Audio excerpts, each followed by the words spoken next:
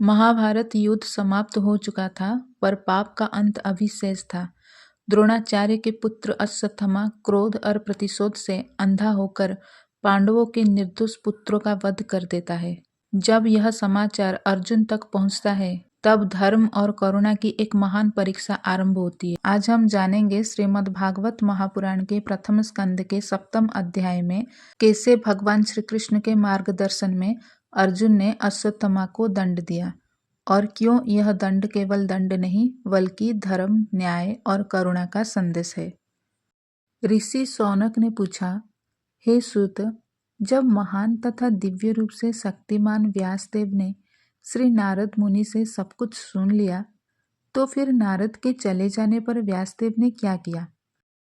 श्री सूत ने कहा, वेदों से घनिष्ठ रूप से संबद्ध सरस्वती नदी के पश्चिमी तट पर साम्याप्रास नामक स्थान पर एक आश्रम है, जो ऋषियों के दिव्य कार्यकलापों को संवर्धित करने वाला है। उस स्थान पर बेरी के वृक्ष से घिरे हुए अपने आश्रम में श्रील वेदव्यास शुद्धि के लिए जल का स्पर्श करने के बाद ध्यान लगाने के लिए बैठ गए। इस प्रकार उन्होंने भौतिकता में किसी लिप्तता के बिना भक्तिमय सेवा से बंधकर अपने मन को पूरी तरह एकाग्र किया। इस तरह उन्होंने परमेश्वर के पूर्णतः अधीन उनकी बहिरंग शक्ति के समेत उनका दर्शन किया।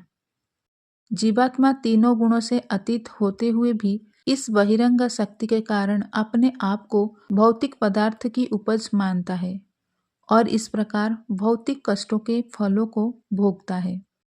जीव के भौतिक कष्ट, जिन्हें वह अनर्थ समझता है, भक्ति योग द्वारा प्रत्यक्ष रूप से कम किए जा सकते हैं, किंतु अधिकांश जन इसे नहीं जानते। इसीलिए विद्वान व्यासदेव ने इस वैदिक साहित्य का संकलन किया है, जिसका संबंध परम सत्य से है। इस वैदिक साहित्य के श्रवण मात्र से पूर्ण पुरुषोत्तम भगवान श्री कृष्ण की प्रेमा भक्ति की भावना तुरंत अंकुरित होती है, जो शोक, मोह तथा भय की अग्नि को तुरंत बुझा देती है। श्रीमद् भागवत का संकलन कर लेने तथा उसे संशोधित करने के बाद महर्षि व्यासदेव ने इसे अपने पुत्र श्री शुकदेव गोस्वामी को पढ़ाया, जो पहले से ही आत्म साक्षात्कार में निरत थे। श्री शौनक ने सूत गोस्वामी से पूछा, शुकदेव गोस्वामी तो पहले से ही निवृत्ति मार्ग पर चले रहे थे और इस तरह वे अपने आप में प्रसन्न थे, तो फिर उन्होंने इसे बृहत साहित्य का अध्ययन करने का कष्ट क्यों उठाया?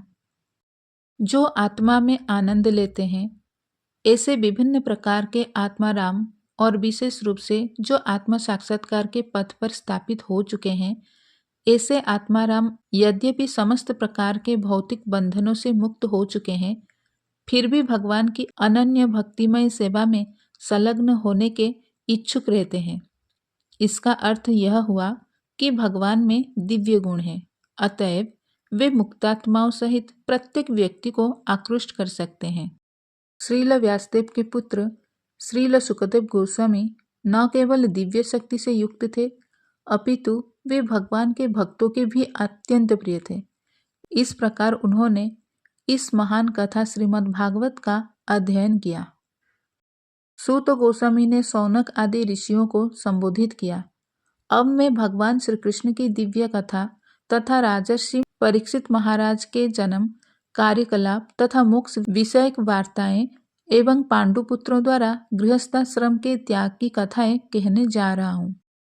जब दोनों दलों अर्थात कौरवों तथा पांडवों के अपने अपने योद्धागण कुरुक्षेत्र के युद्ध स्थल में मारे जा चुके और मृत योद्धाओं को उनकी इच्छित गति प्राप्त हो गई, और जब भीमसेन की गदा के प्रहार से मेरुदंड टूट जाने से धृतराष्ट्र का पुत्र विलाप करता गिर पड़ा, तो द्रोणाचार्य के पुत्र अश्वत्थामा ने द्रौपदी के सोते हुए 5 पुत्रों के सिरों को काटकर मूर्खतावश उन्हें उपहार स्वरूप यह सोचते हुए उसे अर्पित किया कि इसे उसका स्वामी प्रसन्न होगा। लेकिन दुर्योधन ने इस जघन्य कृत्य की निंदा की और वह तनिक भी प्रसन्न न हुआ। पांडवों के 5 पुत्रों की माता द्रौपदी अपने पुत्र का वध सुनकर आंसुओं से भरी आंखों के साथ शोक से विलाप करने लगी।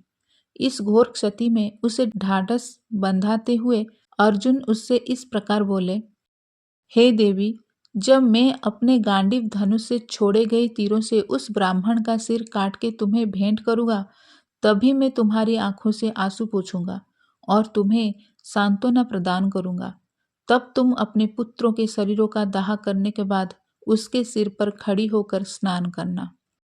इस प्रकार मित्र तथा सारथी के रूप में अच्युत भगवान द्वारा मार्गदर्शित किए जाने वाले अर्जुन ने अपनी प्रियतमा को ऐसे कथनों से तुष्ट किया।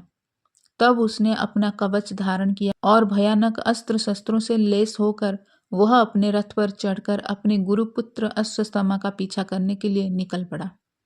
राजकुमारों का हत्यारा अश्वत्थामा अर्जुन को दूर से ही अपनी ओर तेजी से आते हुए देखकर अपने रथ पर सवार होकर डर के मारे अपनी जान बचाने के लिए उसी तरह भाग निकला जिस प्रकार शिवजी के भय से ब्रह्मा जी भागे थे।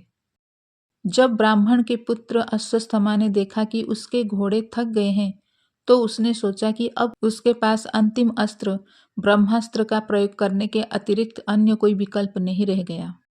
चूंकि उसके प्राण संकट में थे, अतएव उसने अपने को पवित्र करने के लिए जल का स्पर्श किया और ब्रह्मास्त्र चलाने के लिए मंत्रोच्चार में अपना ध्यान एकाग्र किया। यद्यपि उसे इस अस्त्र को वापस लाने की विधि ज्ञान न थी। तत्पश्चात समस्त दिशाओं में प्रचंड प्रकाश फैल गया।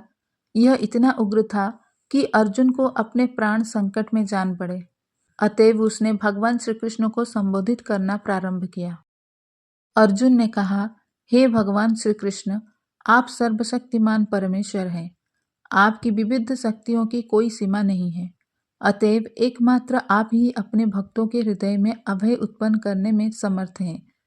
भौतिक कष्टों की ज्वालाओं में फंसे सारे लोग केवल आप में ही मोक्ष का मार्ग पा सकते हैं। आप यदि भगवान हैं जिनका समस्त सृष्टियों में विस्तार है और आप भौतिक शक्ति से परे हैं, आपने अपनी आध्यात्मिक शक्ति से भौतिक शक्ति के सारे प्रभावों को दूर भगा दिया है। आप निरंतर शाश्वत आनंद तथा दिव्य ज्ञान में स्थित रहते हैं। और यद्यपि आप भौतिक शक्ति के कार्य क्षेत्र से परे हैं, फिर भी आप बद्ध जीवों के परम कल्याण के लिए धर्म इत्यादि से के चारों सिद्धांतों का पालन करते। इस प्रकार आप संसार का भार हटाने तथा अपने मित्रों तथा विशेषकर आपके ध्यान में लीन रहने वाले आपके अनन्य भक्तों को लाभ पहुंचाने के लिए अवतरित होते हैं। हे देवाधिदेव, चारों ओर फैलने वाला यह घातक तेज कैसा है? यह कहाँ से आ रहा है? मैं इसे समझ नहीं पा रहा हूँ। पूर्ण पुरुषोत्तम भगवान ने कहा, तुम मुझसे यह जान लो कि यह द्रोण के पुत्र का कार्य है। उसने ब्रह्मास्त्र का प्रहार किया है और वह यह नहीं जानता कि उसकी चोंद को कैसे लौटाया जाए। उसने निरुपाय होकर आसन्न मृत्यु के भय से ऐसा किया है। हे अर्जुन, केवल दूसरा ब्रह्मास्त्र ही इस अस्त्र को निरस्त कर सकता है। चूंकि तुम सैन्य विज्ञान में अत्यंत पटु हो, अतएव अपने अस्त्र की शक्ति से इस अस्त्र के तेज का समन करो। श्री सूत गोस्वामी ने कहा, भगवान से यह सुनकर अर्जुन ने शुद्धि के लिए जल का स्पर्श किया और भगवान श्री कृष्ण की परिक्रमा करके उस अस्त्र को प्रशमित करने के लिए उसने अपना ब्रह्मास्त्र छोड़ा। जब दोनों ब्रह्मास्त्रों की किरणें मिल गई तो सूर्य के गोले के समान अग्नि के एक बृहत् चक्र ने समस्त बाह्य अंतरिक्ष तथा लोकों के संपूर्ण गगन मंडल को आवृत कर लिया। उन अस्त्रों की सम्मिलित अग्नि से तीनों लोकों के सारे लोग जल भून गए। सभी लोगों को उस सांबर तक अग्नि का स्मरण हो आया जो प्रलय के समय लगती है। इस प्रकार जन सामान्य में फैली हड़बड़ी एवं ग्रहों के आसन्न विनाश को देखकर अर्जुन ने भगवान श्री कृष्ण की इच्छानुसार तुरंत ही दोनों अस्त्रों का निवारण कर दिया।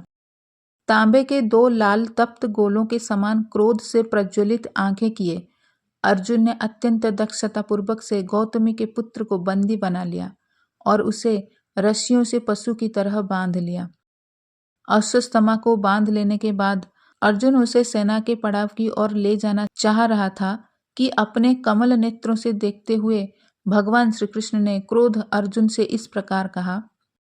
भगवान श्री कृष्ण ने कहा, हे अर्जुन, इस ब्रह्म बंधु को छोड़कर तुम दया मत दिखलाओ, क्योंकि इसने सोते हुए निर्दोष बालकों का वध किया है। जो मनुष्य धर्म के सिद्धांतों को जानता है, वह ऐसे शत्रु का वध नहीं करता जो असावधान, नशे में उन्मत्त, पागल, सोया हुआ, डरा हुआ या रथ विहीन हो। न ही वह किसी बालक, स्त्री, मूर्ख प्राणी अथवा शरणागत जीव का वध करता है। ऐसा क्रूर तथा दुष्ट व्यक्ति जो दूसरों के प्राणों की बलि पर पलता है, उसका वध किया जाना उसके लिए ही हितकर है, अन्यथा अपने ही कर्मों से उसकी अधोगति होती है। इसके अतिरिक्त मैंने स्वयं तुम्हें द्रौपदी से यह प्रतिज्ञा करते सुना है कि तुम उसके पुत्रों के वधकर्ता का सिर लाकर उपस्थित करोगे।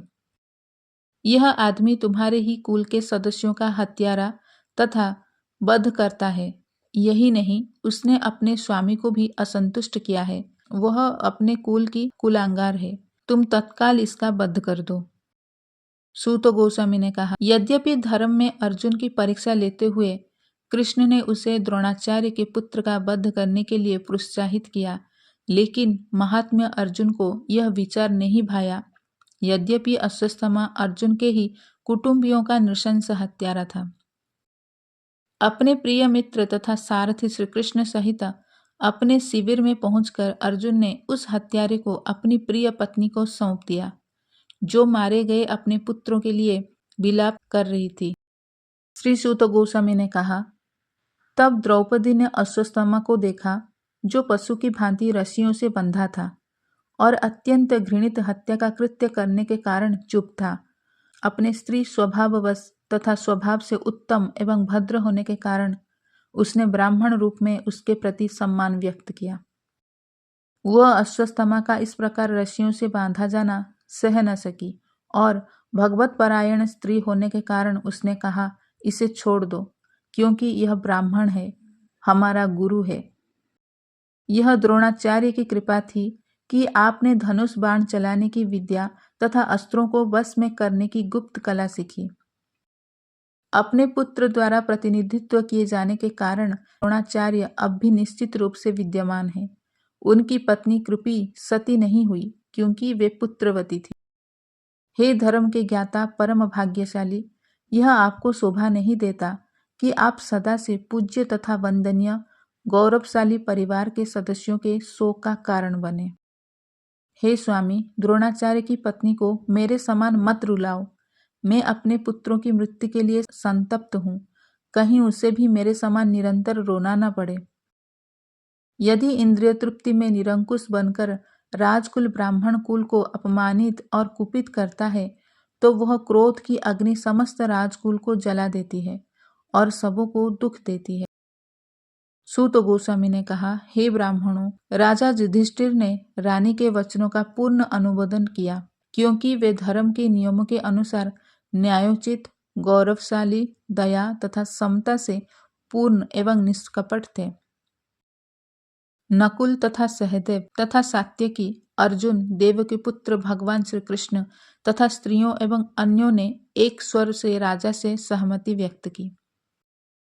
लेकिन भीम, जो क्रोध मनोदशा में था, उनसे सहमत नहीं हुआ और उसने उस दोषी के वध किए जाने की संस्तुति की, जिसने व्यर्थ ही सोते हुए बालकों की हत्या कर दी थी, जिसमें न तो उसका अपना न ही उसके स्वामी का हित था।